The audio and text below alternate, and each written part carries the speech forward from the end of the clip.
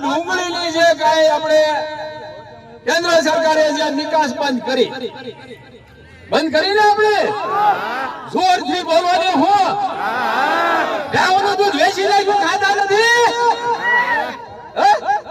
તો સરકારે આપણી ડુંગળીની નિકાસ બંધ કરી એમાં રજૂઆત કોણે કરી?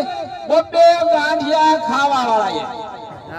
શહેરમાં જે માણસો છે ડુંગળી ખાય કેટલી?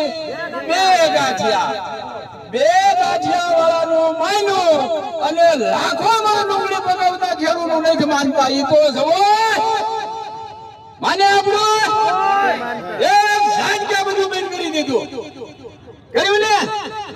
તો આ સરકાર તો આપણી વાહે પડી ગઈ. ખેડૂતની કહેતા હોય તો અમારે ભાઈ પોપટભાઈ કહે છે સરકાર વિશે પક્ષ કાંઈ અમારે નહીં. અમે ખેડૂતના દીકરા છીએ અને ખેડૂતના દીકરા રહેવાના છીએ અને અમારી ખેડૂતની જે રજૂઆત સાંભળે એ જ અમારો રાજા. કાંઈ જોતું નથી. આપણો રાજા તો ખેડૂતની વેદના સાંભળે. નગર પછી માહી ના આવે, નાતા ના આવે, નાઈ ના આવે, નાઈ વાળા આવે, બધાને કરો ગમે હોય. કોઈ આપણે પક્ષાપક્ષી આપણે હોતી નથી. તો આના નરેન્દ્રભાઈ જ્યારે ગુજરાતના મુખ્યમંત્રી હતા મને સાંભળે કહેતા હતા કે આ ખેડૂતને 1500-1400 રૂપિયા કપાસના ભાવ પોહાય નહીં. જો અમારી સરકાર હોય તો અમે 2,500 રૂપિયા ખેડૂતને અપાવીએ. અપાવે તો ખોટું બોલે કે હાસો કેન્દ્રમાં બેઠા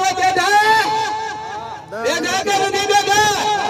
તો તમને કોંગ્રેસે કરી, આમ ભાજપે કરી, બે વાયસાય છે.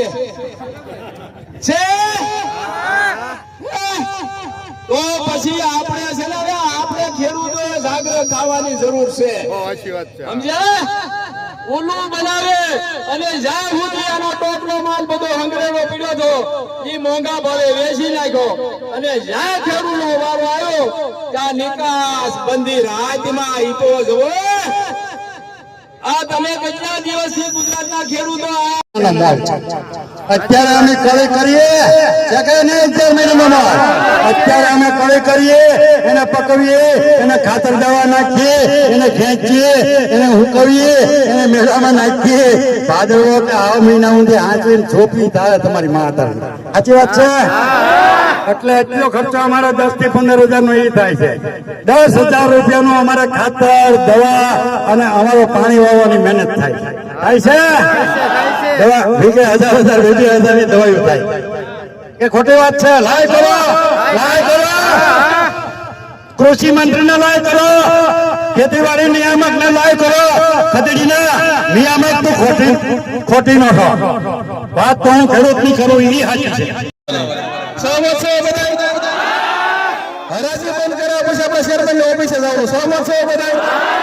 આવશો ને બધા? એકવાર માતાજીના સોગંદ કર્યા આવશો બધા? કોઈ પાછા નહીં જાવ ને? હાલો જય જવાન. મુખ્ય નારો એક જ રહે. જો વિજયભાઈ કે હટાવો ભાઈ, હટાવો ડુંગળીની નિકાસ હટાવો. કઈ નહીં અમારે ખેડૂત જિંદાબાદ બીજું અમારે કાંઈ નહીં. હટાવો ભાઈ, હટાવો ડુંગળીની નિકાસ.